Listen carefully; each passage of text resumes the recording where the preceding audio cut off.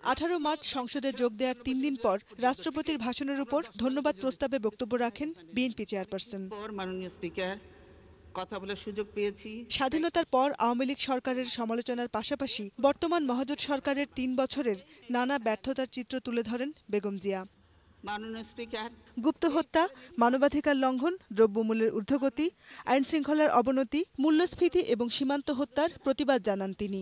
মিথ্যা মামলায় হয়রানির শিকার হচ্ছে। সরকারের বিরুদ্ধে সব ক্ষেত্রে দলীয়করণ ও দেশ পরিচালনায় ব্যর্থতার অভিযোগও বিরোধী দলীয় নেতার। তিনি বলেন, সরকারের সহযোগিতার অভাবেই বিরোধী দল হিসেবে দায়িত্ব পালন করতে পারছে না তার দল। আমরা চেষ্টা করেছি সরকারের সেই ব্যর্থতা তুলে ধরে সরকারকে সাহায্য করতে, সহযোগিতা করতে, কিন্তু বিরোধী দলকে সে দায়িত্ব পালন করতে দেওয়া হয়নি। প্রতি পদে পদে বাধা দেওয়া হয়েছে, কারণ সরকারি দলের চিন্তা চেতনাই একদলীয়। সরকারের প্রতি জনগণের আস্থা নেই দাবি করে খালেদা জিয়া বলেন, তত্ত্বাবধায়ক সরকারের দাবি এখন জাতীয় দাবি। আগামী নির্বাচনে ইভিএমের ব্যবহার বিএনপি মেনে নেবে না উল্লেখ করে তিনি সরকারকে বিরোধী দলের সাথে সমঝোতার আহ্বান জানান।